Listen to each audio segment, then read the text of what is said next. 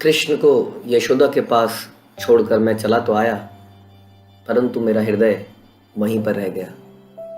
और उसके बाद मैं कृष्ण से तभी मिला जब वो मथुरा में लगभग 11 साल बाद आए। और वो 11 साल मैंने कैसे बिताए केवल मैं ही जानता हूं। बीच बीच में नंद महाराज कंस को कर देने के लिए आते थे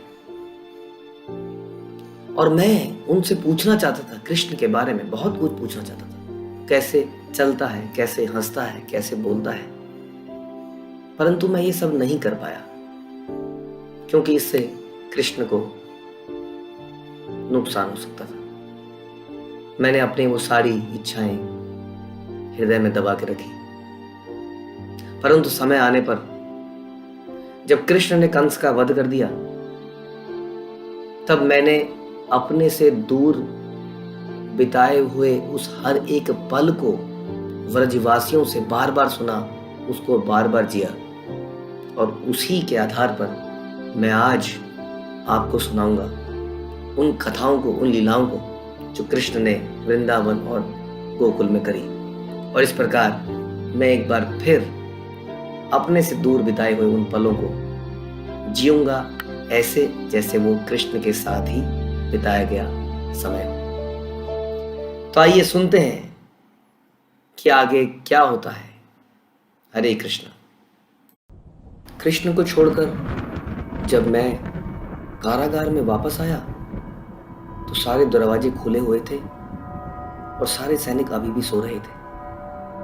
मैं चुपचाप अंदर आ गया। दरवाजे अपने आप बंद होते गए और बेड़ियां मुझ पर अपने आप पहले की तरह लग गई।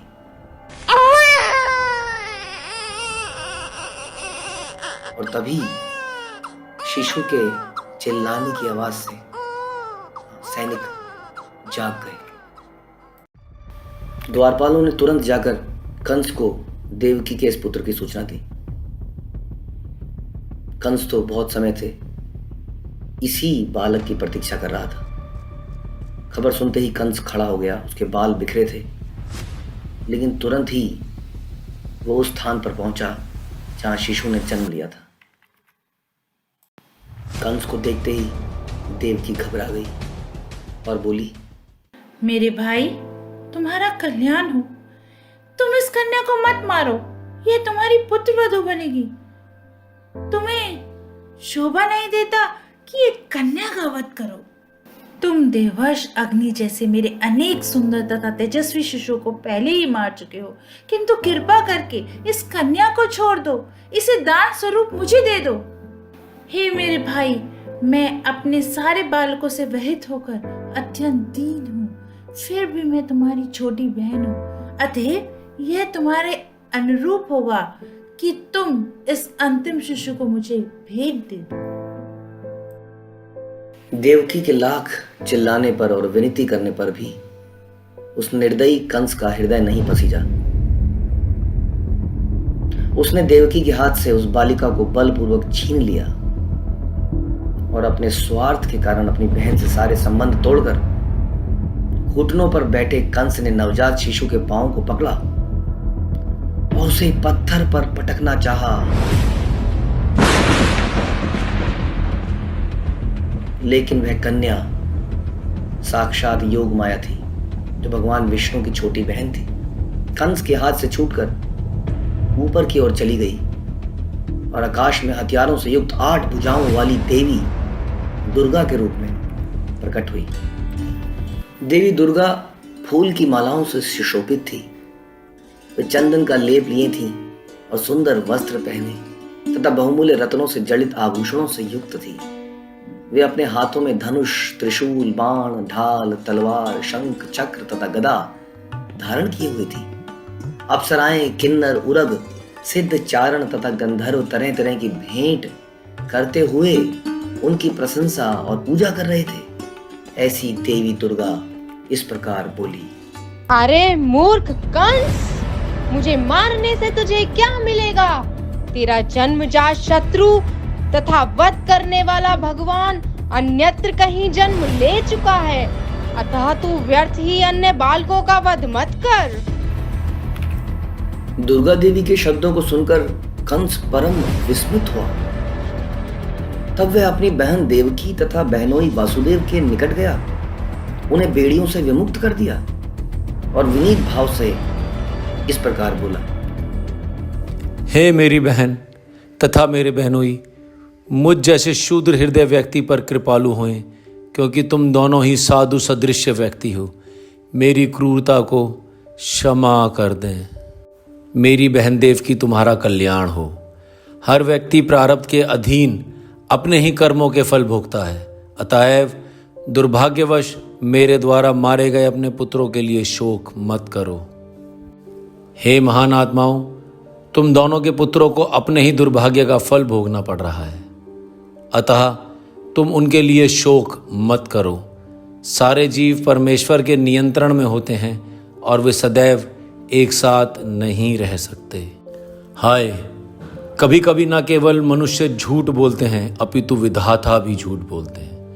और मैं इतना पापी हूं कि मैंने विधाता की भविष्यवाणी को मानते हुए अपनी ही बहन के इतने बच्चों का वध कर दिया है।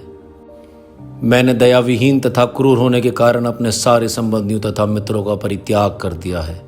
अतः मैं नहीं जानता कि ब्राह्मण का वध करने वाले व्यक्ति के समान मृत्यु के बाद या इस जीवित अवस्था में मैं किस लोक को जाऊंगा।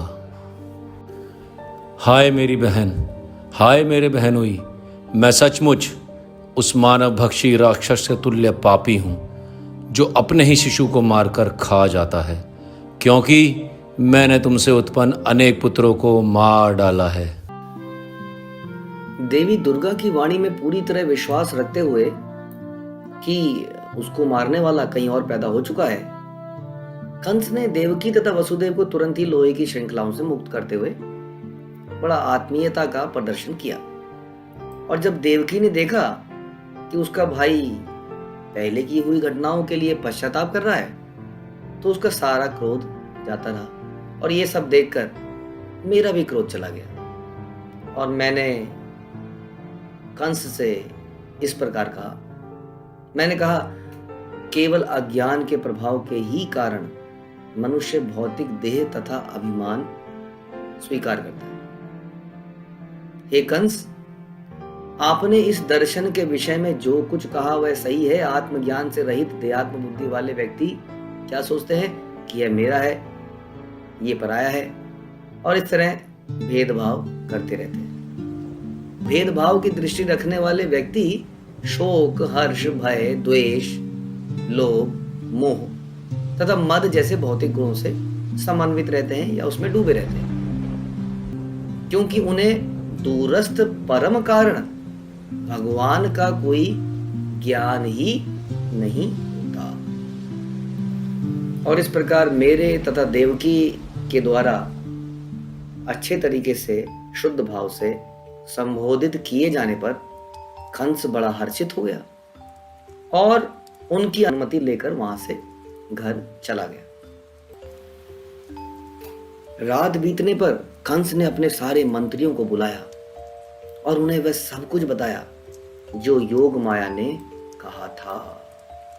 जिसने यह रहस्य बताया था कि कंस को मारने वाला कहीं और पैदा हो गया है, तो भले ही मुझे और देवकी को छोड़ दिया है, लेकिन उसको मारने वाला तो पैदा हो ही गया है ना।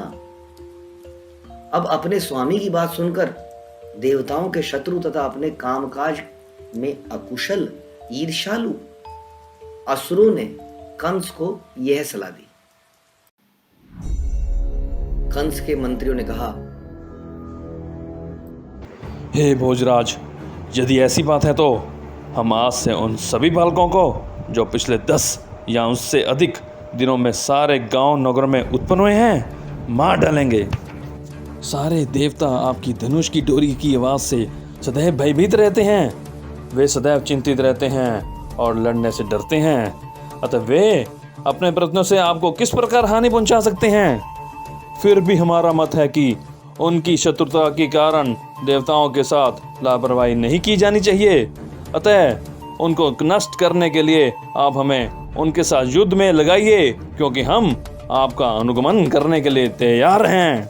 इस तरह शुरू में रोग की अपेक्षा करने से वह गंभीर और दुस्साध्य हो जाता है, या जिस तरह प्रारंभ में नियंत्रित न करने से बाद में इंद्रियां वश में नहीं रहती, उसी तरह यदि आरंभ में शत्रु की उपेक्षा कर दी जाए तो बाद में वह अजय हो जाता है।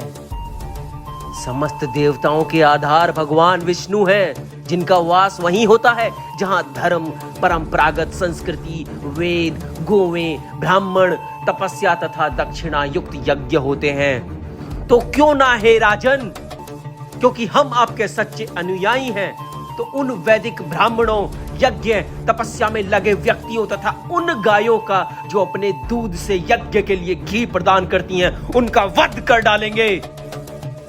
अरे वो विष्णु जो आपका शत्रु है, बड़े बड़े ऋषि, साधु और वैष्णवों को संरक्षण प्रदान करता है, इसलिए इन वैष्णवों का उत्पीड़न करना ही उस विष्णु को मारने का एकमात्र उपाय है। और इस प्रकार अपने बुरे मंत्रियों की सलाहों पर विचार करके यमराज के नियमों से बंधा हुआ तथा असुर होने से बुद्धि रहित उस कंस ने सौभाग्य प्राप्त करने के उद्देश्य से साधु पुरुषों तथा ब्राह्मणों को सताने का निश्चय किया। कंस के अनुयायी ये राक्षस गण अन्यों को, विशेषतया वैष्णवों को सताने में दक्ष थे और इच्छा अनुसार कोई भी रूप धर सकते थे। इन असुरों को सभी दिशाओं में जाकर साधु पुरुषों को सताने की अनुमति देकर कंस अपने महल के भीतर चला गया और रजो और तमोगुण से पूरित, अपने हित और अहित को न जानने वाले इन असुरों ने साधु पुरुषों को सताना प्रारंभ कर दिया। और इस प्रकार इन लोगों ने अपनी आयु, सौंदर्य, यश, धर्म, आशीर्वाद, उच्च लोकों में जाने के मार्ग सबको विनष्ट कर दिया। तो आइए मैं आपको ले चलता हूं नंद भवन में, जहां एक अलग ही माहौल है।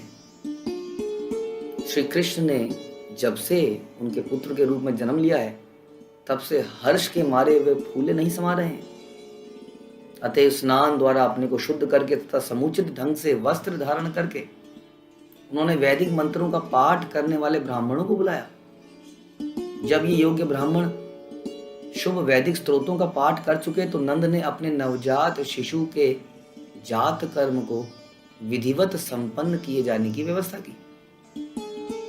उन्होंने देवताओं तथा पूर्वजों की पूजा का भी प्रबंध किया। तो नंद बाबा बड़े प्रसन्न हैं।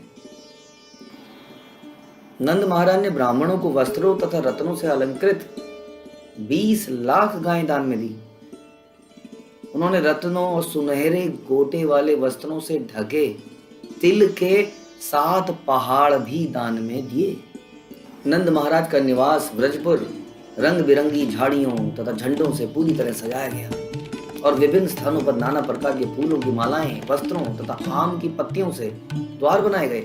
आंगन, सड़कों के पास के दरवाजे तथा घरों के कमरों के भीतर की सारी वस्तुएं अच्छी तरह से झाड़ बुहार कर पानी से धोई गई। गायें, बैलों तथा बछड़ों के सारे शरीर में हल्दी तथा तेल के साथ नाना प्रकार के खनिजों का लेप किया गया। उनके मस्तकों को मोर पंख से सजाया गया, उन्हें मालाएं पहनाई गई और ऊपर से वस्त्र तथा सुनहरे गहनों से आच्छादित किया गया। सारे ग्वाले भी बड़े प्रसन्न थे। केवल नंद बाबा नहीं, बल्कि समस्त ब्रजपुर में रहने वाले लोग अत्यंत मूल्यवान गहने तथा कंचुक और पगड़ी जैसे वस्त्रों से खूब सजे धजे थे और इस तरह से सज धज कर तथा अपने हाथों में तरह तरह की भेंटें लेकर वे नंद महाराज के घर आए। ग्वालों की पत्नियां सज धज कर नवजात शिशु से मिलने आई और उसको आशीर्वाद देते हुए कहा, आप व्रज के राजा बने और यहाँ के सारे निवासियों का दीर्घ काल तक पालन करें। उन्होंने अजन्मे भगवान पर हल्दी, तेल तथा जल का मिश्रण छिड़का और प्रार्थनाएं करी। और चूंकि सर्वव्यापी संपूर्ण ब्रह्मांड के स्वामी असीम भगवान कृष्ण महाराज नंद के व्रज में पदार्पण कर चुके थे, अतएव इस महान उत्सव के उपलक्ष्य में नाना प्रकार के वाद्य यंत्र बज उठे। यह उत्सव खूब धूमधाम से मनाया गया। उसके बाद नंद महाराज ने स्थानीय ग्वालों को गोकुल की रक्षा के लिए नियुक्त किया और स्वयं राजा कंस को वार्षिक कर देने मथुरा चले गए। यही वो समय है जब वो मुझसे मिलेंगे। और जब मैंने सुना कि नंद महाराज मथुरा पधारे हैं और कंस को कर दे चुके हैं, तो मैं तुरंत उनसे मिलने के लिए गया।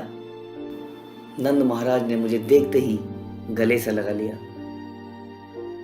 उनको गले से लगाकर मैंने ये सोचा कि मैंने साक्षात कृष्ण को गले लगाया है। और मैं बड़ी उत्सुकता से दोनों बालकों के विषय में नंद बाबा से पूछता रहा। मैंने कृष्ण के विषय में और बलराम के विषय में अधिक जानकारी के लिए कुछ इस प्रकार के प्रश्न किए। मैंने कहा, हे मित्र नंद महाराज, आप जिस स्थान में रह रहे हैं, क्या वहां का जंगल पशुओं गौओं के लिए अनुकूल है? आशा है कि वहां कोई रोग या असुविधा नहीं होगी। वह स्थान जल, घास, अन्य पौधों से भरा पूरा तो होगा। मैंने बलदेव के विषय में उनसे जानकारी हासिल करी और कहा, आप तथा यशोदा देवी के द्वारा पाले जाने के कारण मेरा पुत्र बलदेव आप दोनों को अपना माता पिता मानता है ना?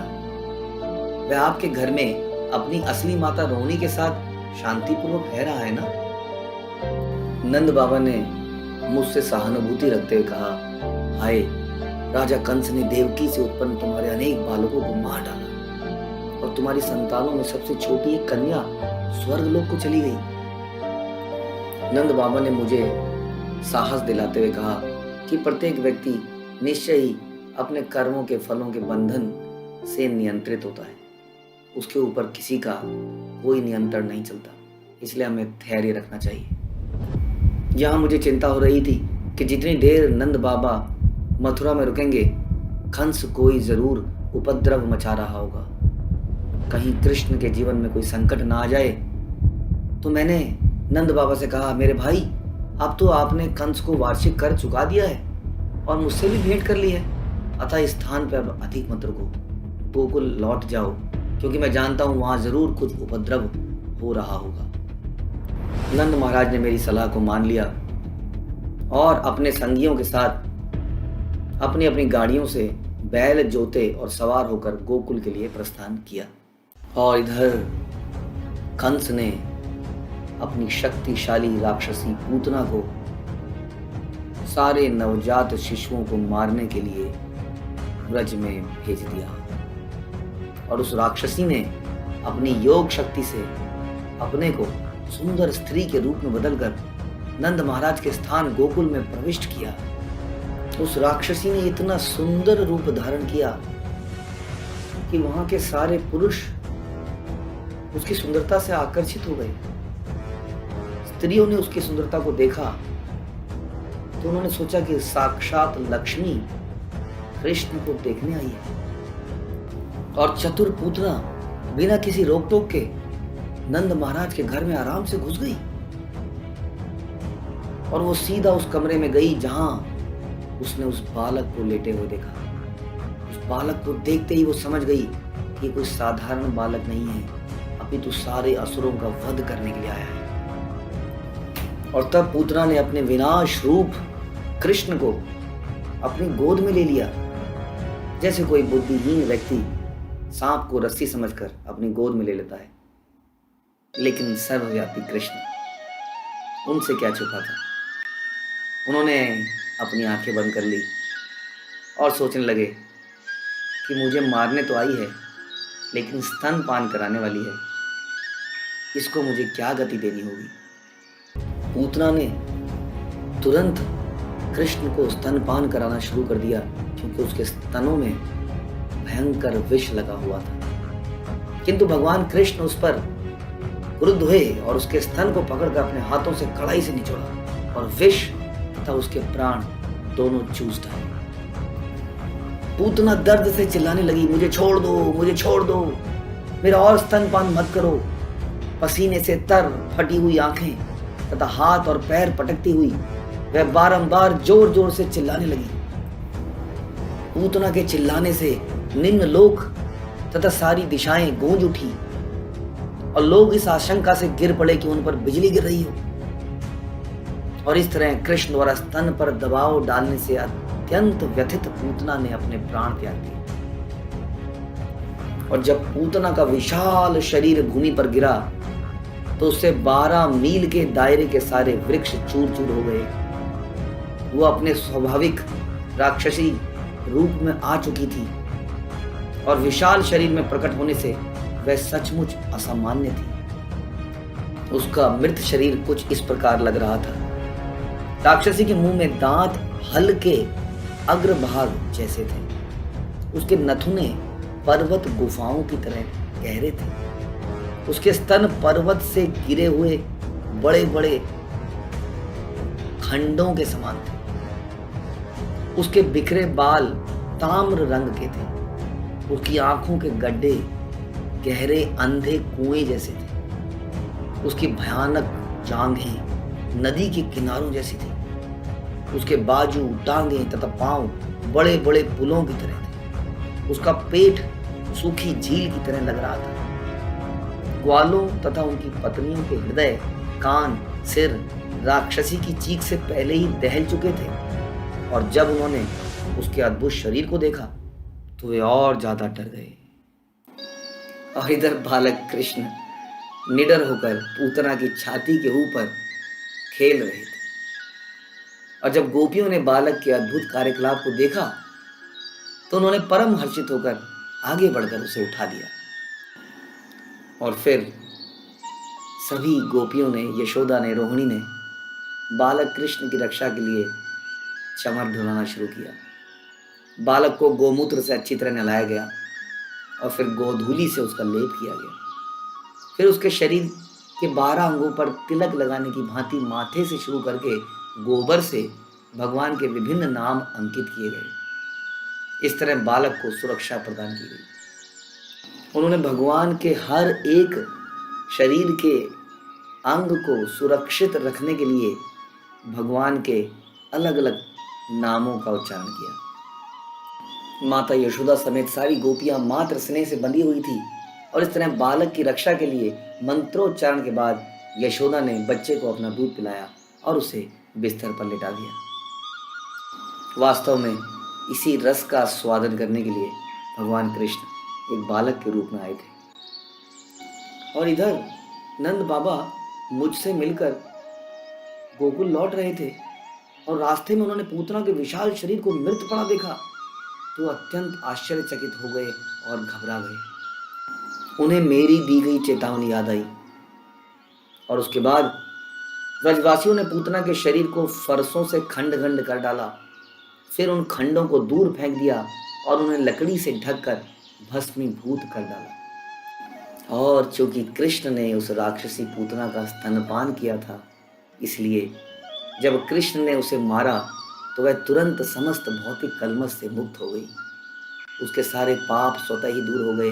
अतएव जब उसके विशाल शरीर को जलाया जा रहा था तो उसके शरीर से निकलने वाला धुआं अगरू की सुगंध सा महक रहा था। तो कृष्ण ने आंख बंद करके बहुत ही अच्छी गति सोची पूतना के लिए, जो कि कृष्ण को मारने आई थी, किंतु कृष्ण को स्तनपान कराने से उसे सर्वोच्च पद प्राप्त हुआ।